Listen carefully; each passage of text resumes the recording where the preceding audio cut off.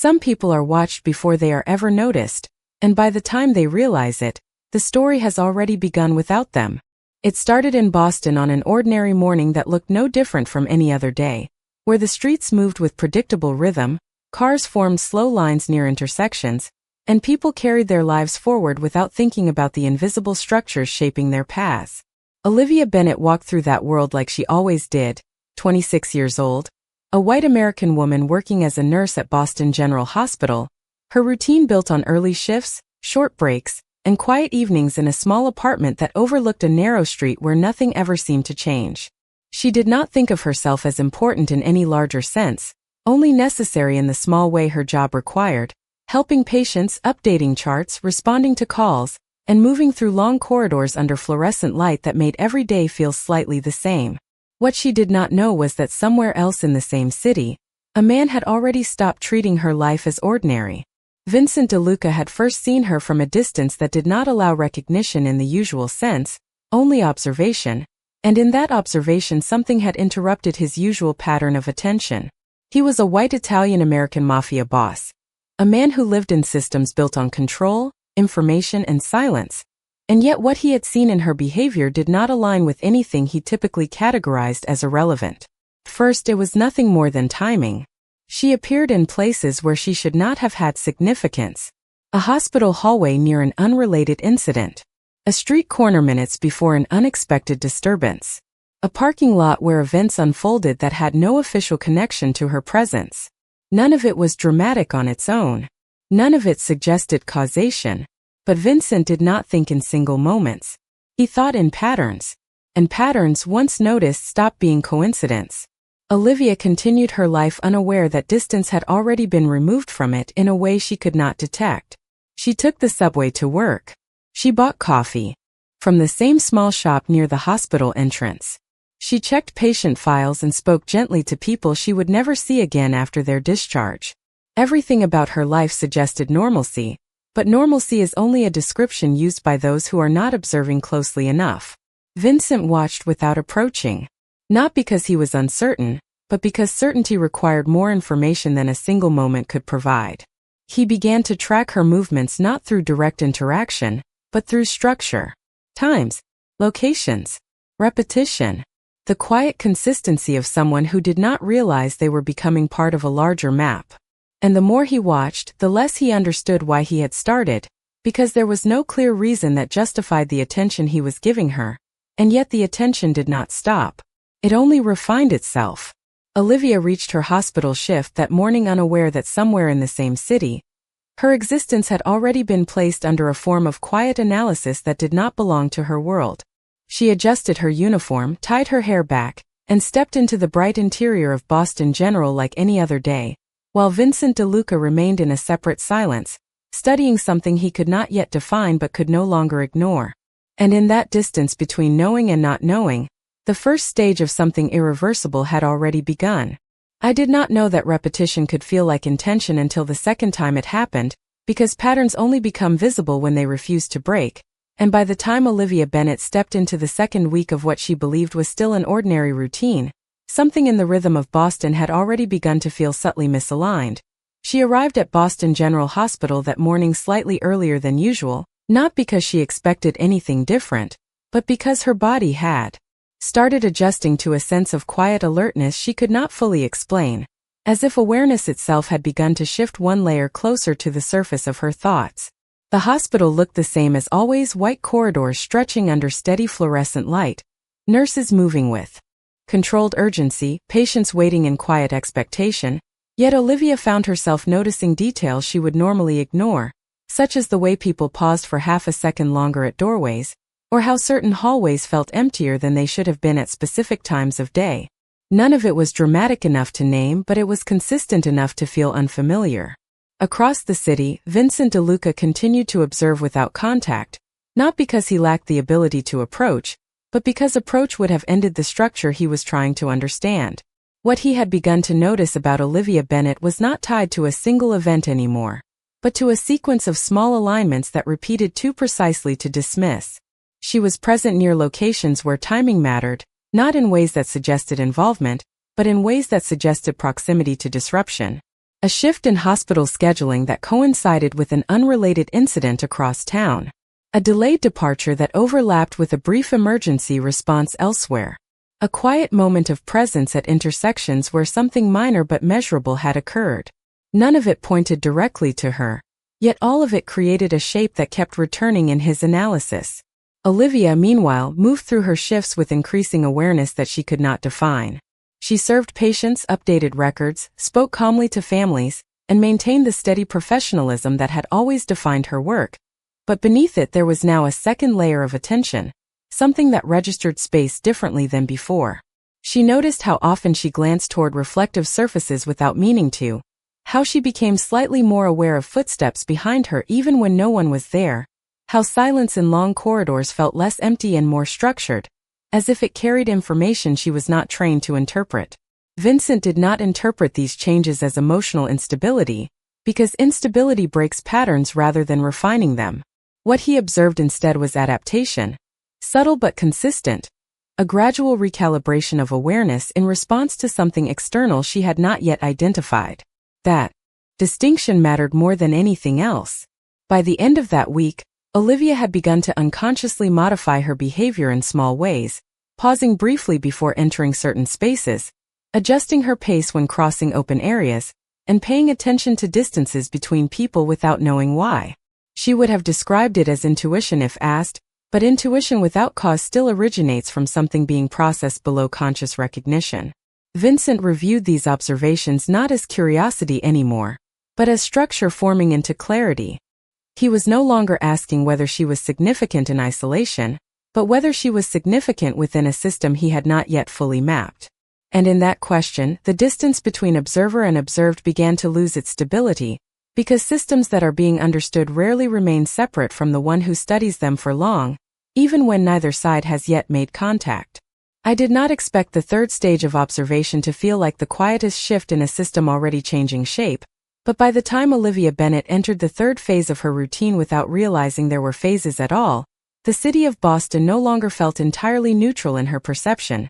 It still looked familiar, still functioned with predictable movement, yet something beneath that familiarity had begun to feel structured in a way she could not fully ignore, as if the city was no longer just a place she moved through but a pattern she was moving inside. She woke that morning before her alarm again, sitting for a few seconds in silence before getting up, and that silence no longer felt like rest but like preparation, as if her mind had started activating awareness before her day officially began. At Boston General Hospital, Olivia moved through her shift with professional precision, checking patient files, assisting with procedures, responding to calls, but there was now a subtle shift in how she processed spatial awareness, as if her attention had learned to expand slightly beyond immediate necessity. She noticed small irregularities in timing that she would have ignored before, such as how certain staff members arrived within narrow overlapping windows, or how elevator doors seemed to open at moments that aligned too closely with her own movement through corridors, though none of it was significant enough to confirm anything concrete. Across the city, Vincent DeLuca continued to refine what he was observing, and what had once been a loose collection of coincidences was now forming into something closer to structural repetition. He did not intervene because intervention would destroy the integrity of the system he was still trying to understand. Instead, he documented the rhythm of Olivia Bennett's presence in relation to external events, and what he found was not causation but correlation that resisted randomness. She appeared near disruptions, not as a participant but as a consistent point of proximity, and over time that pattern began to hold its own internal logic. Olivia, meanwhile, began to experience moments where awareness preceded explanation. It was not fear, and it was not certainty, but something in between, a quiet recognition that she was beginning to anticipate space differently. She would enter a hallway and briefly slow her pace without knowing why, or pause near reflective surfaces for reasons she could not articulate, as if her mind was checking for information it had not yet fully defined. She never saw anything directly that confirmed suspicion, yet the absence of confirmation itself began to feel unusual. Vincent observed this development as a transition point, because adaptation without confirmation was more significant than reaction to confirmation. It meant the system no longer required direct input to continue adjusting.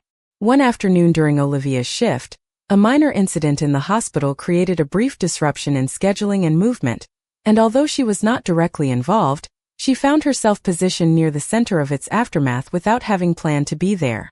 Vincent noted the timing immediately, not because it proved anything on its own, but because it reinforced a recurring structure he had already begun mapping. By the end of that day, Olivia left the hospital later than usual, stepping into the fading light of Boston.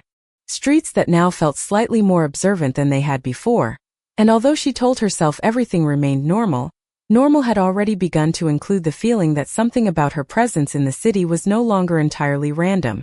Vincent remained unseen, maintaining distance, but the distance was no longer absolute, because observation had started to overlap with the thing being observed, and in systems built on repetition, overlap is always the first sign that separation is beginning to fail. I did not realize how quickly observation could begin to feel like structure rather than surveillance until the fourth phase of Olivia Bennet's routine unfolded without any conscious awareness from her side, because by that point she was no longer simply moving through her life, she was moving through a system that had begun to feel subtly arranged in ways she could not explain. That morning in Boston began like the others, quiet, controlled, and predictable, yet Olivia found herself pausing for a fraction of a second longer before leaving her apartment, not because she was afraid, but because her mind had begun to register the idea that timing mattered in ways she had never previously considered. She arrived at Boston General Hospital with her usual professionalism, white uniform neat and composed, hair tied back, posture steady, but there was now a growing internal awareness that made her attention slightly more distributed than before, as if part of her mind was continuously scanning for something she could not yet define. Across the city, Vincent DeLuca reviewed her latest movement data. Not as isolated behavior but as continuity, because continuity was now the only thing that mattered in understanding what she was becoming within his field of observation. What he had once considered coincidence had now developed into structural repetition, and structural repetition always implied underlying intent, even if that intent was not visible from the surface. Olivia moved through her shift, assisting patients, updating charts, responding to medical needs, yet small details began to register differently in her perception. She noticed how certain corridors felt slightly more empty at specific intervals, how staff conversations sometimes paused when she entered a space, not in a meaningful or alarming way, but in a way that created brief moments of awareness she could not fully dismiss. None of it was enough to confirm anything, but confirmation was no longer the only metric her mind was using. Vincent, from his position of controlled distance, noted this shift carefully. Olivia was no longer only a subject of observation, she was now a participant in the environment of observation itself, even if she did not consciously understand it. That distinction was critical. During the middle of the day, a minor logistical disruption occurred at the hospital involving patient transport scheduling, and although Olivia was not directly responsible, she found herself positioned near the center of the resulting movement of staff and patients, as if the timing of her presence had aligned with the event in a way that felt slightly too precise to be ignored. She did not react outwardly, but internally something registered, a quiet hesitation that passed as quickly as it appeared, leaving no visible trace but adding another layer to her growing awareness. Vincent observed this moment as confirmation of a pattern rather than an event, because events can be dismissed, but patterns accumulate meaning. He did not intervene, did not contact, and did not alter his position, because interference would collapse the structure he was still mapping. By the end of her shift, Olivia left the hospital later than usual, stepping into the Boston evening where the light had begun to fade into soft gray tones, and for the first time she felt a subtle awareness that leaving the building did not feel like leaving observation behind, but rather transitioning into a different layer of it. She walked home with steady pace, but her attention occasionally drifted toward reflective surfaces, windows, and passing vehicles, not because she saw anything specific, but because her mind had begun to consider the possibility that nothing in her environment existed entirely in isolation anymore. Vincent remained unseen, maintaining the same controlled distance, but what he was tracking was no longer just her movement. It was her adaptation. And adaptation, once fully established, meant that observation was no longer one-sided, even if neither participant had yet acknowledged that the boundary between watcher and watched had already begun to dissolve. I did not immediately recognize that the fifth stage of observation would feel less like an escalation and more like a stabilization of something that had already quietly taken hold. But by now Olivia Bennet was no longer experiencing her days as isolated units of time.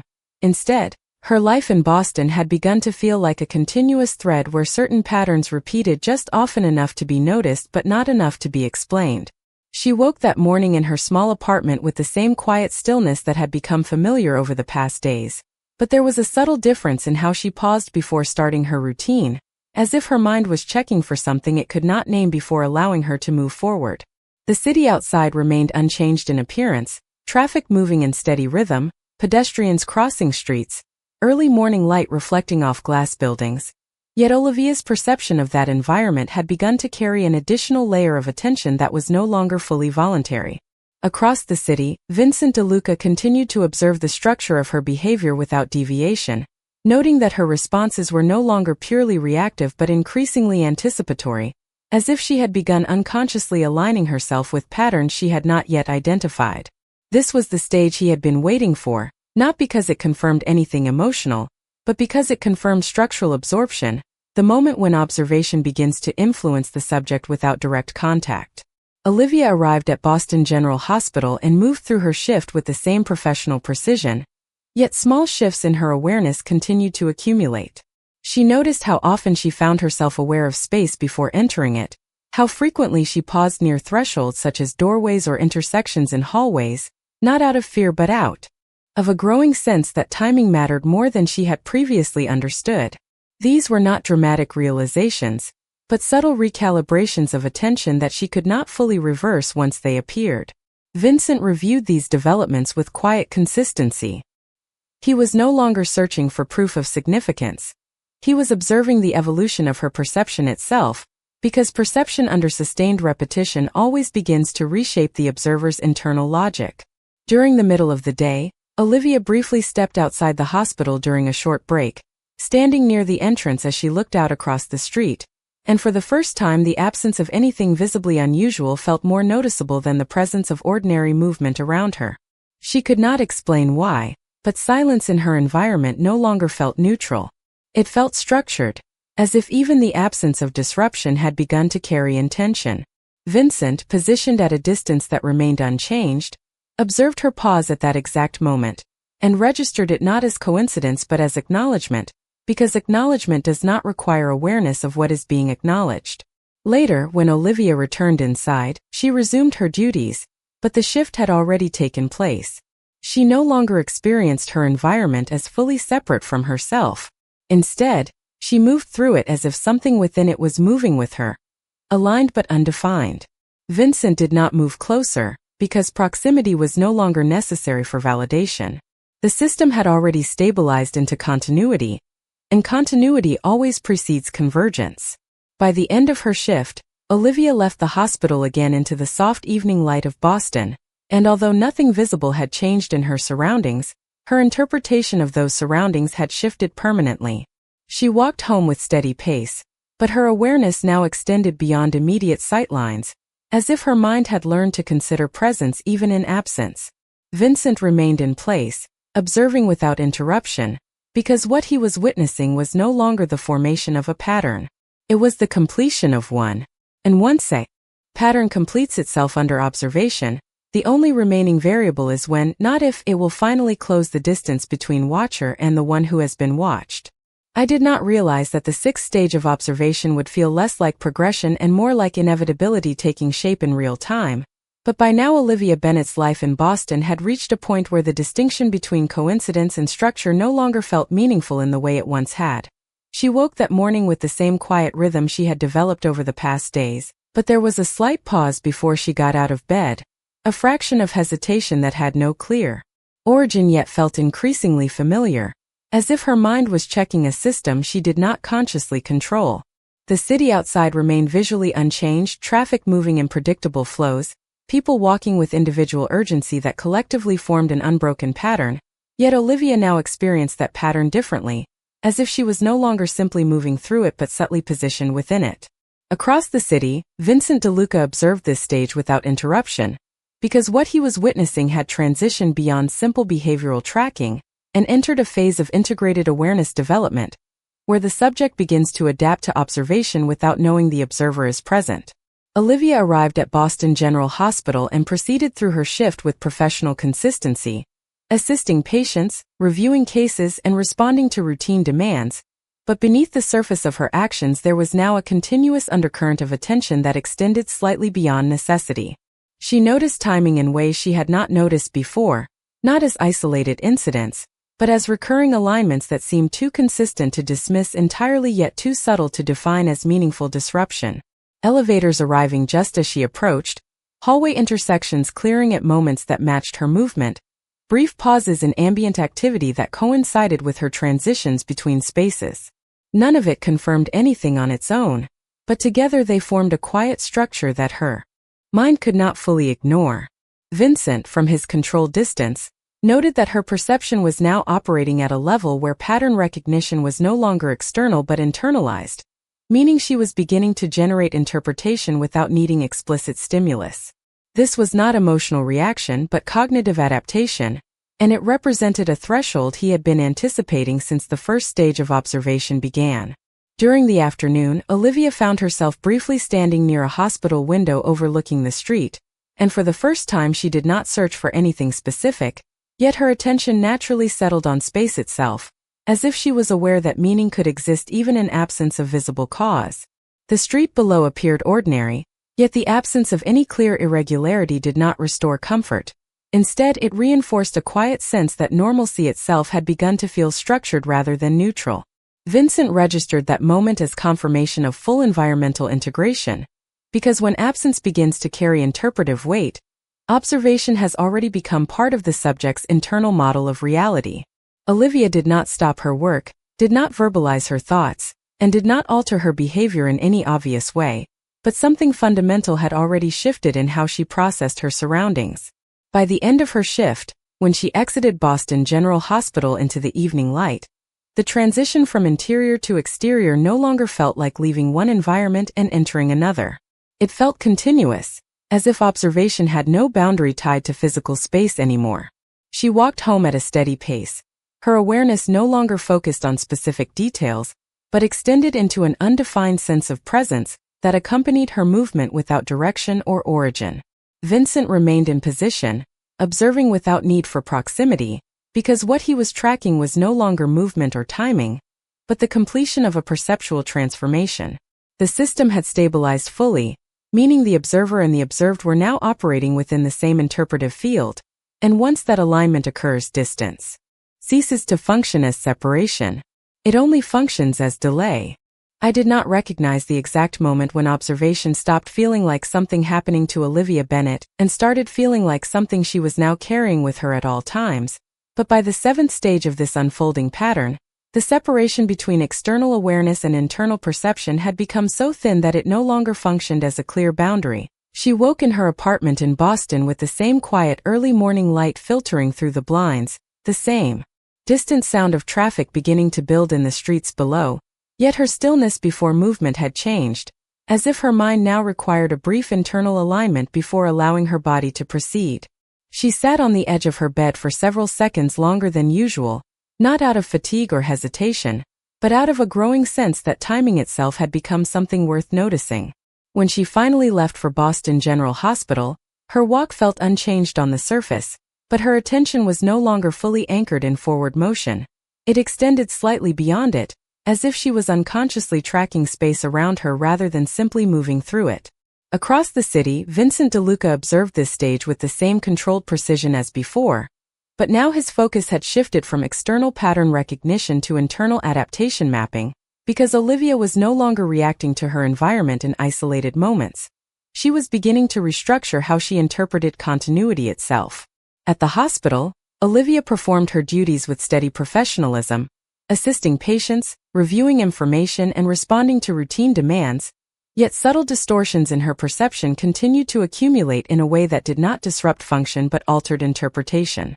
She noticed that certain transitions in space felt slightly delayed, as if the world required an extra fraction of time to synchronize with her presence.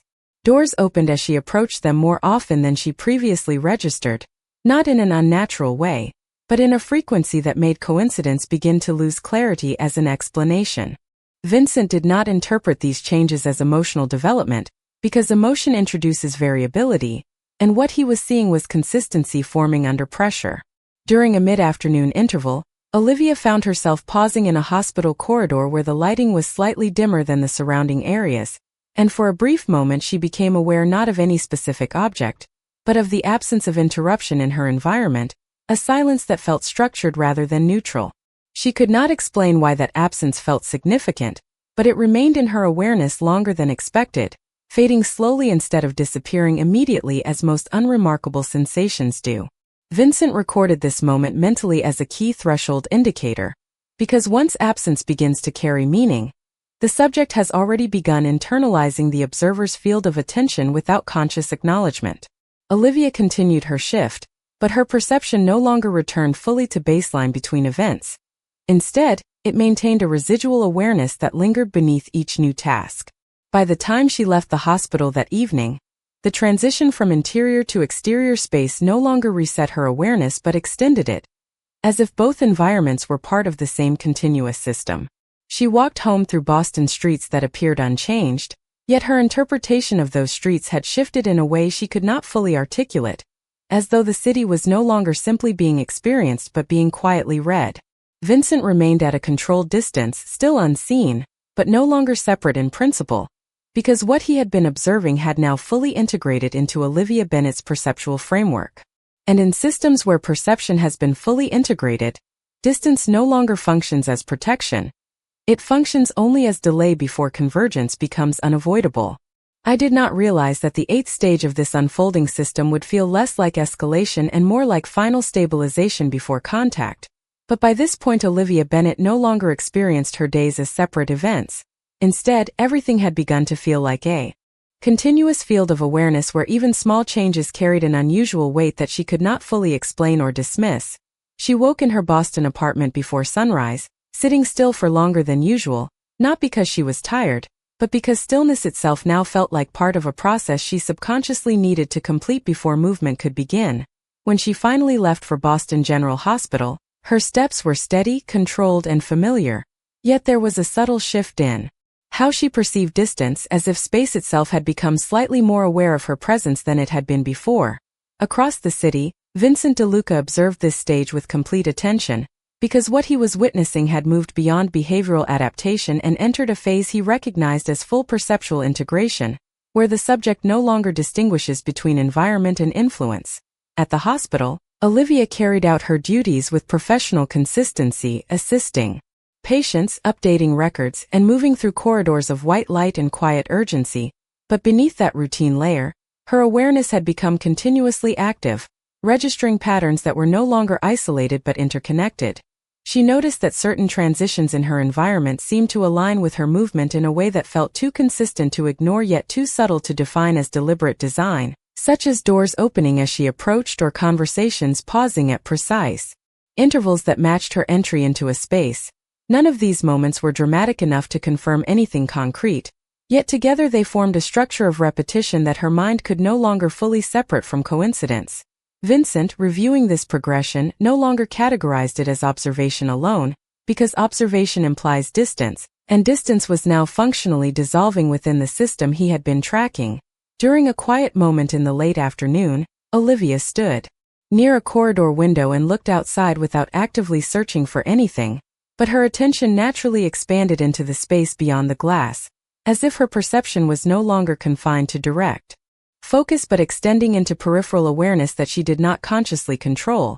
The street below appeared ordinary, cars moving, pedestrians passing, city life continuing without interruption, yet the absence of any identifiable anomaly no longer restored a sense of neutrality. Instead, it reinforced a quiet internal awareness that something structural was present even in normalcy itself. Vincent noted this shift as critical, because when normality itself begins to feel structured, the subject has fully internalized the observer's framework without explicit awareness. Olivia returned to her duties, but the residual awareness did not reset between tasks as it once had.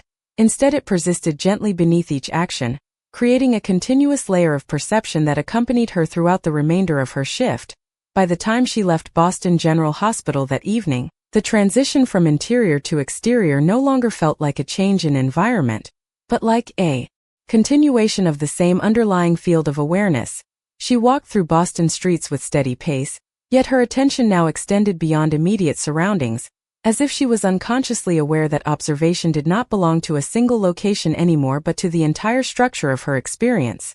Vincent remained at a controlled distance, still unseen, but no longer conceptually separate from her perceptual world, because what he had initiated was no longer external influence but integrated awareness. And in systems where awareness has fully integrated, the final stage is no longer recognition or reaction, but convergence, where separation becomes impossible to maintain even if neither side has yet taken the final step toward contact. I did not realize that the final stage of convergence would feel less like an arrival and more like the quiet collapse of distance that had been holding two separate realities apart. But by the time Olivia Bennet reached the ninth stage of this unfolding pattern, nothing in her daily experience felt fully independent anymore. She woke in her Boston apartment before dawn, sitting in complete stillness for several seconds longer than usual, not because she was afraid or confused, but because stillness itself now felt like a necessary transition state before her mind allowed her to fully enter the day, as if awareness had developed its own internal timing that she could no longer consciously override. When she finally moved, her actions were precise and familiar, preparing for work at Boston General Hospital with the same professional discipline she had always maintained, yet the way she experienced movement had changed subtly, as if every step carried a faint sense of alignment with something she could not see or define. Across the city, Vincent DeLuca observed without interruption, because what he was witnessing was no longer a sequence of behavioral adaptations, but the full integration of perception into structure, where the subject no longer distinguishes between coincidence, environment, and influence. At the hospital, Olivia performed her duties as usual, assisting patients, reviewing records, and moving through corridors of controlled urgency, but the background of her awareness remained continuously active, no longer turning off between tasks or locations. She noticed patterns not as isolated anomalies, but as persistent continuity, such as the way certain transitions in space seemed to anticipate her arrival, or how silence in particular areas of the hospital carried a weight that felt structured rather than empty. None of these observations were strong enough individually to confirm anything external, yet together they formed an internal system of recognition that no longer reset itself. Vincent, reviewing this final stage, understood that observation had reached its endpoint, because observation only exists as long as separation remains intact, and in Olivia Bennet's case, separation had already dissolved into continuous awareness. During the late afternoon, Olivia stood near a corridor window and looked out at Boston without searching for anything in particular, yet her perception extended beyond immediate visual focus, as if the boundary between attention and environment had softened into a single continuous field. The street below remained ordinary in appearance, traffic moving, people walking, light shifting across buildings, but the absence of disruption no longer felt neutral. Instead, it reinforced a quiet certainty that structure existed, even where nothing appeared to be happening. Vincent noted this moment without emotional interpretation, because interpretation was no longer necessary. Olivia was no longer reacting to observation, she was operating within it. By the time she left Boston General Hospital that evening, the transition between interior and exterior no longer registered as change. She moved through the city with steady pace, but her awareness now extended in a way that no longer required direction or focus, as if presence itself had become continuous rather than situational. Vincent remained at a controlled distance, still unseen, but the concept of distance had already lost its original meaning within the system they now shared. When Olivia arrived back at her apartment, she paused at the door for a moment longer than usual, not out of hesitation, but because even routine thresholds now felt like structural points of transition rather than simple actions. She entered, closed the door, and stood in silence while across the city Vincent DeLuca remained in stillness as well, both of them now occupying the same completed pattern from opposite sides, where observation had ended not because it was stopped, but because it had fully become the reality it once only watched, and in that final alignment, separation was no longer a condition that could exist between them.